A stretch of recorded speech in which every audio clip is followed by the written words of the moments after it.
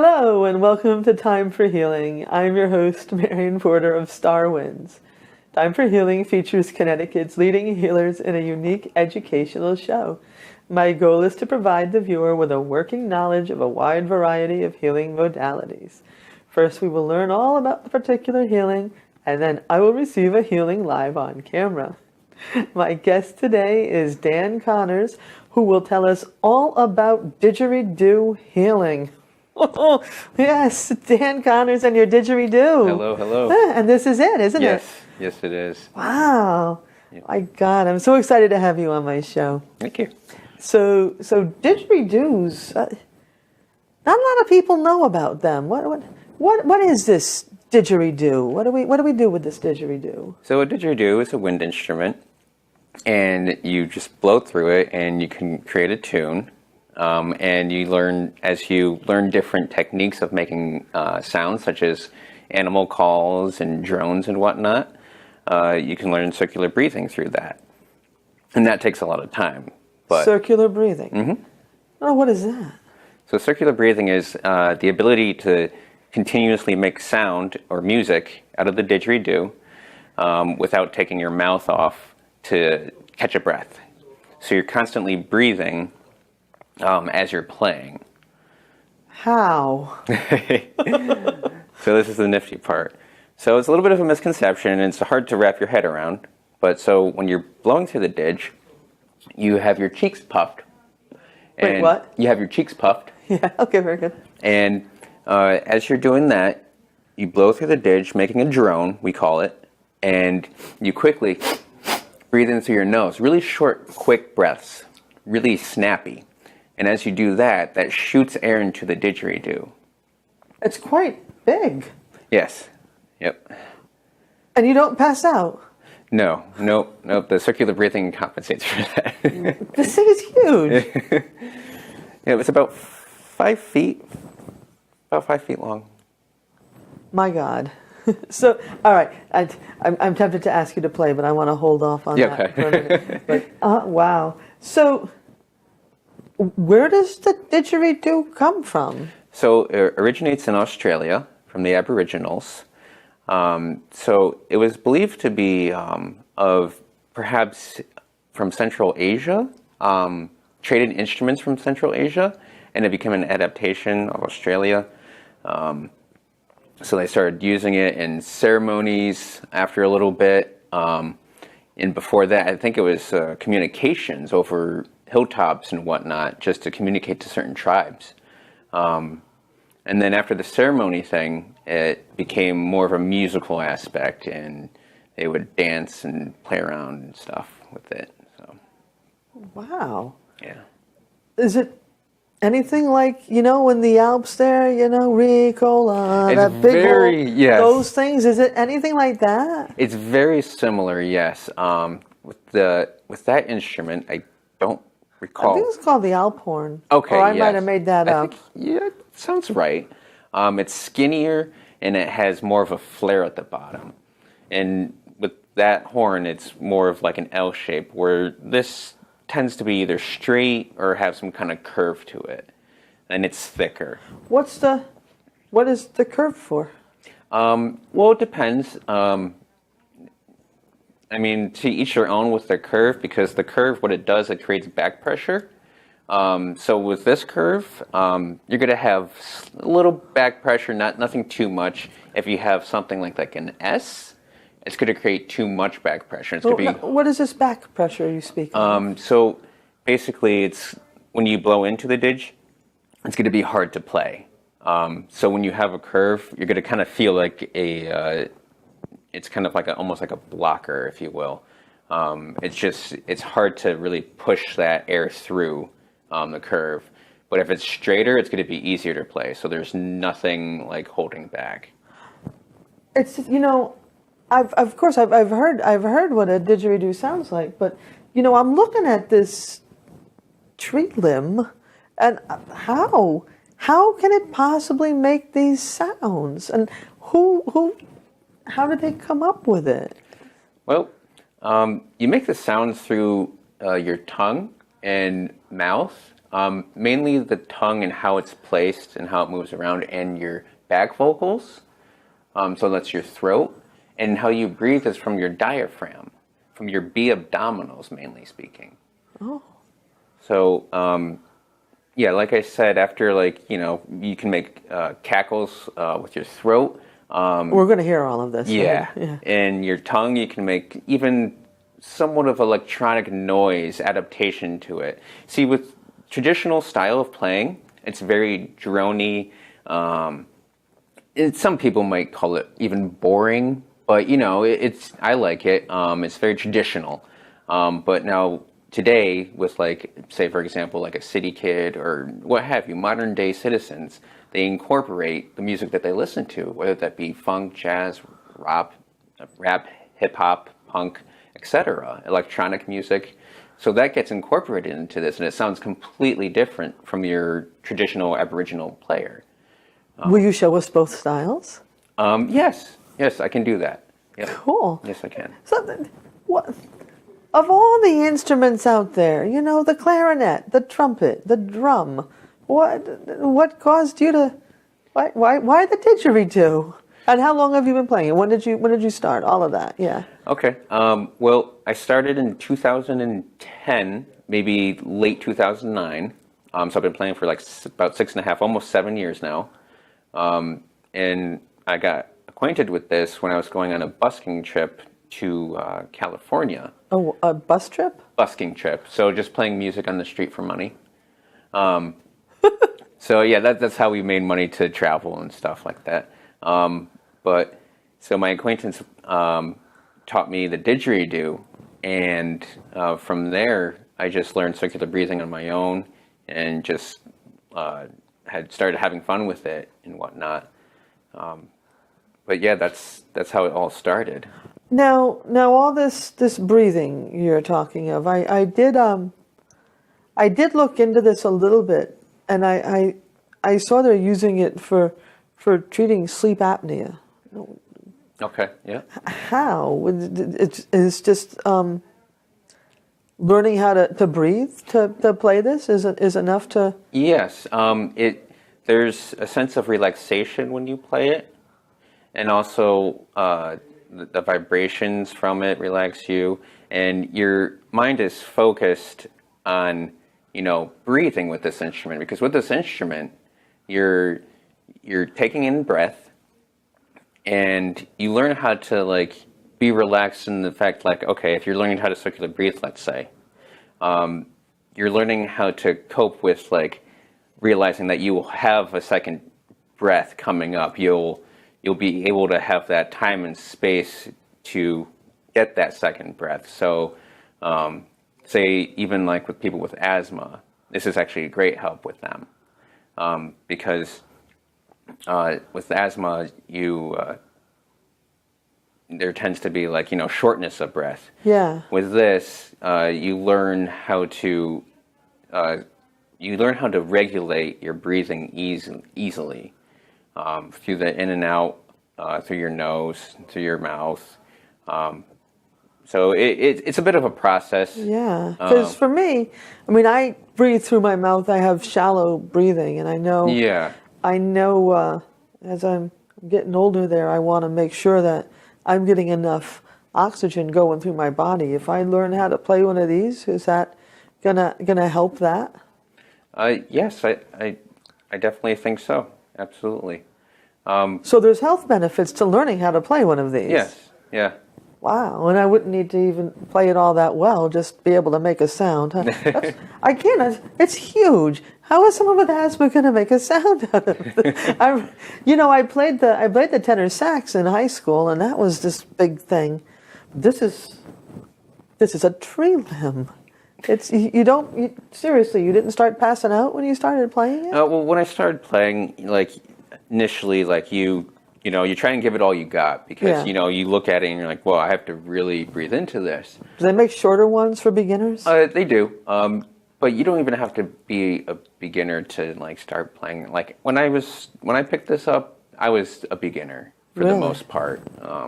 This is what I learned circular breathing on, actually. This very one, I believe. This is the... Yep. Yeah, Yep. and So really, you learned how to play it because someone had one and said, "Hey, learn how to play this. This is cool." Yeah, pretty much. Yeah, that's pretty much how it started. That's awesome. Yeah. And so you use this in healing then? Mm-hmm. Yep. Cool. Yep. Well, we're soon going to get to that part, and I absolutely can't wait. So, all right. I think we're going to get ready for the healing. All right. Well, here we are. Here you are with the didgeridoo. Let's see. So how do you use this in a healing really quick? And then what can I expect from the healing with this? And let's dive right in. Well, so when I begin to play this, you're going to feel the vibrations kind of ringing through your body. Really? And that's going to kind of act to channel you out and relax you and just kind of bring you into this environment. And so then from there, I will begin to get more intricate. There'll be some low-level vibrations that will kind of hit your stomach area, and you'll feel it internally. And there'll be some higher frequencies that'll kind of ring up into your head and out. Really? Yeah. And then from there, it'll get more, even more intricate from there, and I'll begin to actually play into a music form. Okay. Oh, don't make me wait anymore. All right, so here we go. Okay.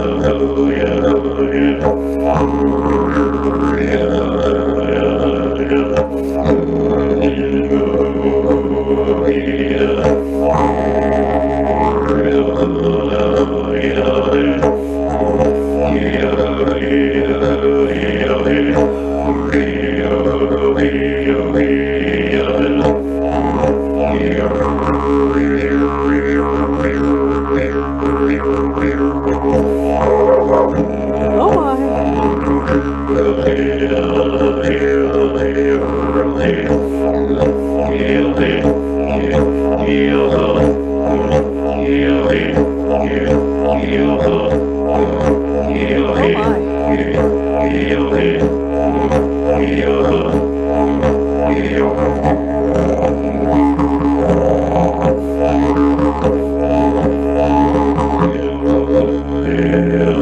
a minute, wait a minute, wait a minute.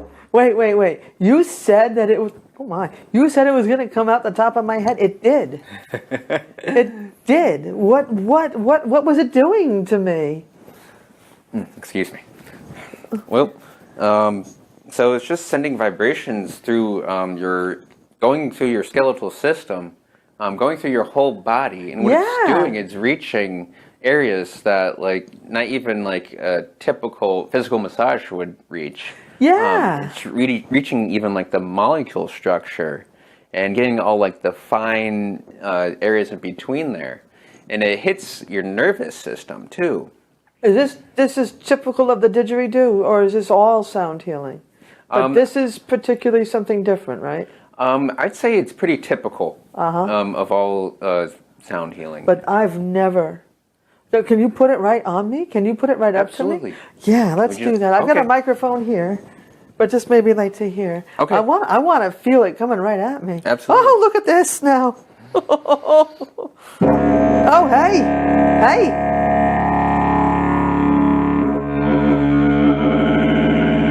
I can feel that shooting right into me. I can feel that. What would happen if you played it over a person? I mean, is it different playing it? That's something altogether different. If you played it over a person, it will definitely directly go right through them. Because just that little bit, oh my. Mm-hmm. Yep. I kind of want to end, when we end the show, I want to end the show with you just didging me up there. Absolutely. Wait, maybe didging me up isn't the word. Yeah. So I'm hearing all kinds of hey-yas and growls and things. Yep. How are you making those? So basically, for just practice, what you do is you kind of say that outside the didge before you even... How are you saying it outside of the didge? So it kind of reminds you of tube on the throat singing, right? Yes, I was just going to say that. I was trying to say that. So whatever you, even when it comes to cackles, whatever you, say outside the didge, you could put it into the didge. Cackles? Cackles. So bird calls and cackling, so... You're doing that into there? So all that kind of stuff. They actually the Aboriginals used that to depict tales within the stories, like kangaroos and the wildlife around them. They would tell stories about within circles and ceremonies. They're telling stories while someone's playing the didgeridoo and adding the sound effects? The didgeridoo is telling the stories. The person that's playing the didgeridoo is telling the stories through the didgeridoo. So when you play the didgeridoo, when you really get into it, it's about feeling. It's about letting everything that you have inside out, and you can express it vocally while being musically entertaining as well. That's the coolest thing in the world. Yeah, it's very rewarding actually to play it sometimes, for sure.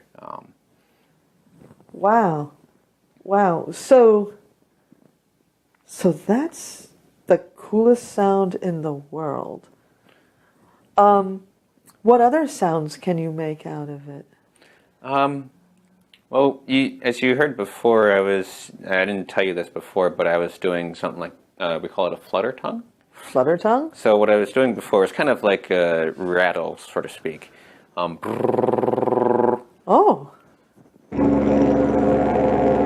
It sounds just like an engine. Yep. So, long story short, my friend was getting told this story in Florida, and a guy was depicting a vehicle going through the brush, and there was a kangaroo ahead of the vehicle. So he would depict the vehicle through the flutter tongue, and then the kangaroo in the background, doing, ding, doing, doing, ding. Yeah. So can you do that? I can try and do it yes. as close as possible.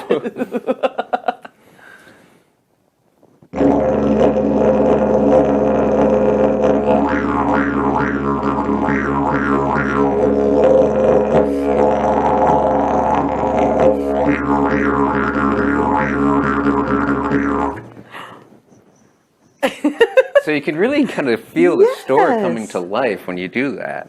And all this through blowing into the end of a tree limb.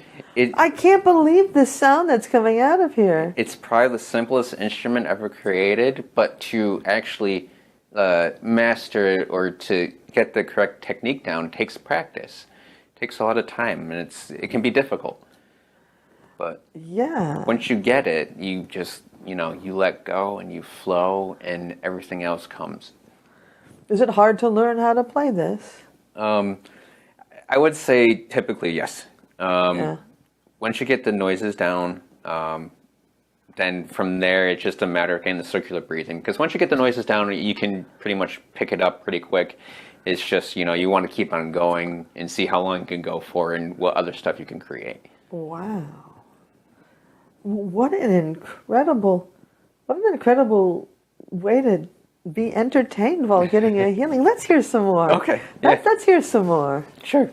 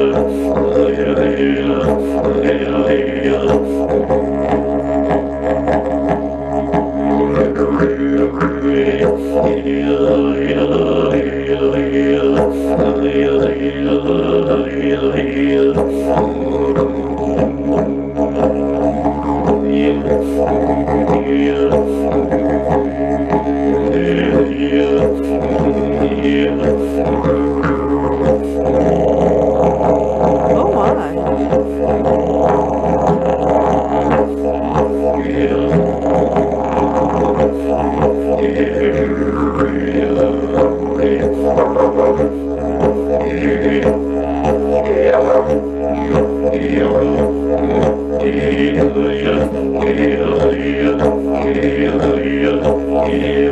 I just got a quick question. Is this giving you like a you getting tired? You getting like lightheaded? No, Is it like strengthening your muscles? What is this? This is a lot of air coming through you. it's a stationary workout, aerobic workout for sure. How? So I mean, it depends on how many breaths you're doing per minute. But for example, if you're doing like 120 breaths per minute, you can get a good side effect of it is you sweat. So it can be similar to doing like an intense walk. Do you lose weight playing the didgeridoo? I feel actually like I am losing weight. I want to play. Especially if I'm doing in like just a long gig or something. If I'm playing for like an hour. Well, yeah, how do you play for an hour without dying? How long does it take you to be able to last that long? Well, a lot of practice for sure. But generally speaking, if I'm playing for a long period of time like that, I'm typically not playing so fast or as hard as I just was. It does fluctuate. It's more drony. But, I can space it out. I can go up and down and in between. So it, depends on the rhythm of the person, really. Wow. That's just incredible. Yeah. So, you know what I'm thinking? We all want to hear him play, don't we? Of course we do. Play, and eventually I'm going to have to end the show. Okay. But don't even stop. Don't even stop until I say we're off the air. Okay. Because I really want to just hear this and end my show with you playing. Awesome. Yeah. Thank you. Oh, yeah. Take it away. Okay. Dan Connor's in the didgeridoo. Here you go, everyone.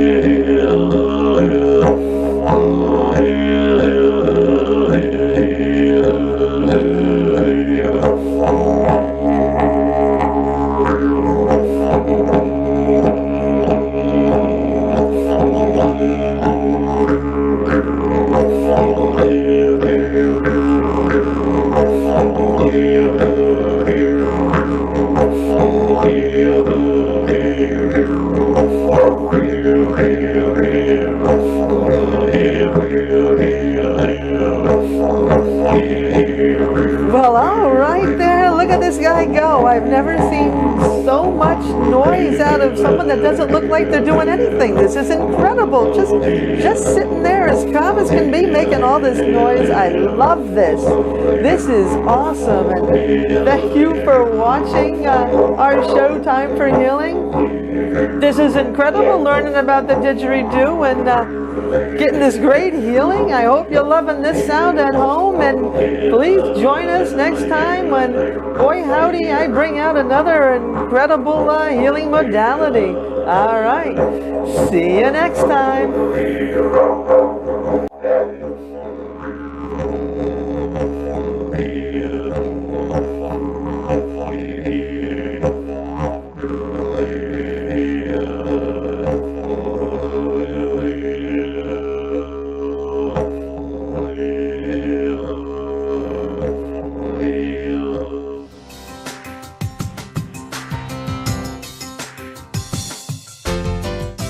Funding for Simsbury Community Television is provided in part by contributions from viewers like you. Thank you.